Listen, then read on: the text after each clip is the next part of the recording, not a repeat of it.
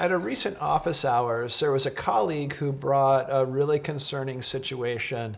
Really caring clinician who was working with somebody, this was an adult male, who he was really concerned about, but wasn't coming in. I have just been worried about this young bloke for the last 9 months and really haven't really hit a solution. His mother rang me one morning quite disturbed. He'd been roaming around the house at night with a knife and getting quite paranoid, very angry towards his older sister, threatening her and a boyfriend. She had to call the police in the end. The police came and he was admitted to the local mental health unit. Stayed there, seems quite stable when he's in the mental health units, and there's a structure. He typically stays there for 2 or 3 weeks, gets out, and then has been going back onto the alcohol. We're doing telehealth, but he's just not engaged. No real sort of suicide attempts. I think there was some cutting, and he typically has a knife with him when he's at home. This colleague had really identified suicide concerns, even though the person hadn't explicitly stated those. He knew by looking at the situation in our risk formulation model, looking through these different categories about the person, and although recent suicide ideation behavior wasn't identified, there were enough other areas that his concern was raised. This colleague, with a really caring heart, was coming to the group and saying, "What do I do? I'm concerned about suicide risk." In the office hours, we looked at the framework to see how it could guide us in what to do in this situation. It's one that we often find ourselves in, where there's somebody who if only we could engage with them, there might be things we could offer, but they're just not in a place where they can do that, but yet we're still really concerned. One was that an opportunity to update what are the foreseeable changes in this person's life that could happen that could really make things worse. Now, thankfully, he had identified that there was an available resource, and that was this person's mother, who was very caring and involved and still had contact with this young man.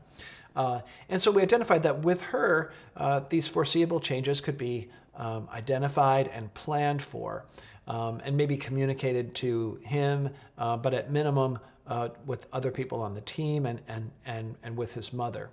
After our office hours, I had a couple of other ideas as I was looking at the framework and still thinking about the situation that you had brought. So if we look at the framework, one thing is that this is a situation where caring contacts could be really useful. As you know, the research around caring contacts has often been conducted with people who have been discharged from an acute service or have terminated care.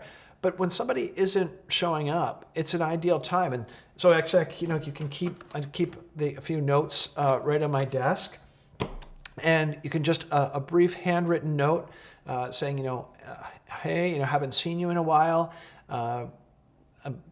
Hoping you're doing okay, and remember that I'm here if you'd like to meet. Might be a way to, or you could just express, you said a few things that concerned me last time, and I hope you're okay. Just a quick handwritten note like that can go a really long way. Also, one to his mother might also be encouraging to her, because as Mel Clark would remind us, the stress on a family in those such family carers is so acute. When if we're worried, you could just imagine how worried his mother is.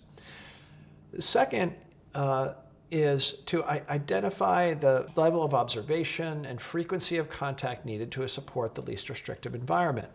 Well, in this case, he's not up for direct contact, but it would be worth a conversation with his mother about how often should she be trying to encourage him to come in, and how often should the clinician try.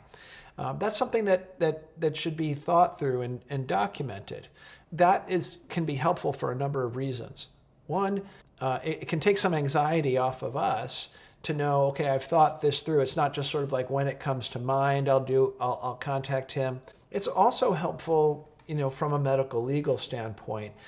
Because if you have determined a level of contact, and something were to happen in between there, it's clear that you're still following the plan that you had developed.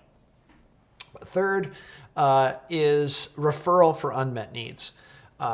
This is a key and often overlooked portion of the respond part of our framework, and that is that perhaps this young man isn't up for therapy right now, but there may be other unmet needs that he would be up for addressing. Things like vocational training, referrals around housing.